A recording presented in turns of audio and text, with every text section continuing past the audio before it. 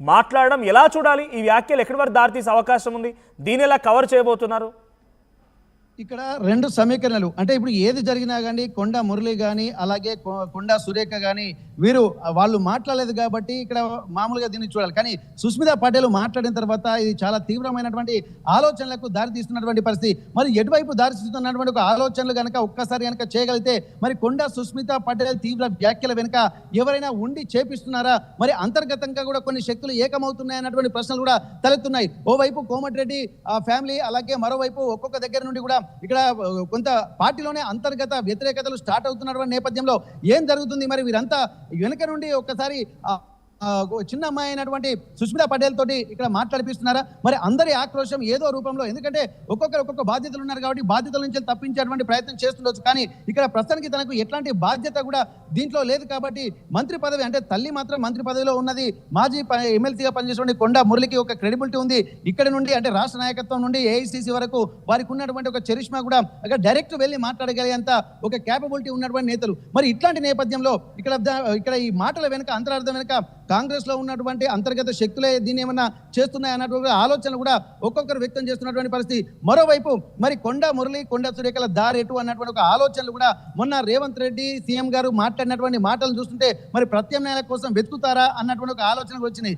దాని తర్వాత 2 రోజుల తర్వాతనే ఇక్కడ కొండ సుస్మితా పటేల్ మాట్లాడడం వెనుక మరి అంతర్గత సమీకరణలు ఏమైనా జరుగుతున్నాయా? బయట శక్తులు ఏకమవుతున్నాయా? లేకపోతే ఇంత డైరెక్ట్ గా మాట్లాడడం ఎవరికీ సాధ్యం కాదు. ఎందుకంటే పూర్తిగా మంచి ప్రతిపక్ష హోదాలో ఉన్నటువంటి వాళ్ళు కానీ అలాగే అంతర్గతంగా ఉన్నటువంటి వాళ్ళు మంత్రి పదవి ఆశించి భంగపడినటువంటి వాళ్ళు కానీ ఎవరు కూడా ఇంత సింగులర్ వర్డ్ మాట్లాడుకుంటా చెప్పినటువంటి దాఖలాలు కూడా గతం లేదు. అందులో ఒక మహిళ అయ్యి ఉండి కూడా ఇట్లాంటి ఒక బర్నింగ్ సెన్సేషన్ మూమెంట్ కూడా ఎప్పుడు క్రియేట్ చేసినటువంటి సందర్భాలు కూడా లేవు. అది ఒక రాష్ట్ర ముఖ్యమంత్రి మీద. మరి అట్లాంటప్పుడు ఇక్కడ ఎటువైపు వెళ్తుందన్న ఒక ఉత్కంఠ, అంటే ఖచ్చితంగా తను మాట్లాడినటువంటి గతంలో మాట్లాడిందంటే తెలిసి తెలియక మాట్లాడింది అనుకోవచ్చు. కానీ ఈసారి మాట్లాడినటువంటి మాటల వెనుక ఏం జరుగుతుందో అన్నటువంటి ఒక గుబులు మాత్రం ఇక్కడ పార్టీలో కానీ ఇక్కడ మిగిలినటువంటి నాయకత్వంలో కానీ ఉండేటువంటి అవకాశాలు కూడా లేకపోతున్నటువంటి వార్తలు కూడా వస్తున్నటువంటి డైరెక్ట్ గా కొండా మురళి కొండా సురేఖకి తెలియకుండానే, తన ఆదేశాలు లేకుండానే, సరే ఆదేశాలు పక్కన పెట్టి తెలియకుండానే వాళ్ళ అబ్సెన్స్ లోనే ఈ వ్యాఖ్యలు చేసింది కొండా సుస్మిత అనుకోవాలా?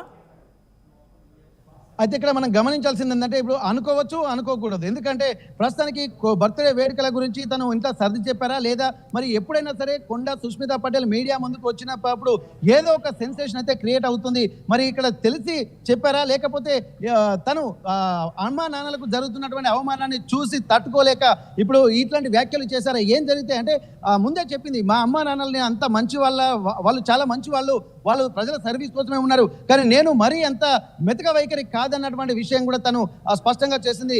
ఏదైనా సరే నేను కావాల్సింది సాధించుకుంటాను, పరకాల నియోజకవర్గం నాది, నేను ఎమ్మెల్యేగా పోటీ చేస్తాను అని చెప్పి ఖచ్చితంగా తను చెప్పేటువంటి మాటల వెనుక మాత్రం కాకపోతే ఏంటంటే తనకు ఒక కాన్ఫిడెంట్ ఉండొచ్చు. కానీ ఇది చెప్పి పంపించారంటే అందులో మేబీ ఉండకపోవచ్చు. ఎందుకంటే ఇప్పుడు ఒక మంత్రి పదవిలో ఉన్నటువంటి తర్వాత బయటి వాళ్ళు చేస్తే ఆలోచించవచ్చు, కానీ సొంత కూతురుతోటి చేయించారంటే ఇది కొంత నమ్మశక్యంగా ఉండకపోవచ్చు అన్నటువంటి ఆలోచనలు కూడా ఉన్నాయి. ఒకవేళ ఇక్కడ బీసీ సంఘానికి సంబంధించి, ఎందుకంటే ఇక్కడ ముఖ్యంగా అనేక అంశాలు, ఒకటి అంతర్గత పోరు, అలాగే బయట శక్తుల ఏకమవడము, మరోవైపు బీసీ సంఘాలు కూడా ఇక్కడ వెనుకుండి నడిపిస్తున్నాయి అన్నటువంటి ఒక ఆలోచనలు కూడా చేయాల్సి ఉంటుంది.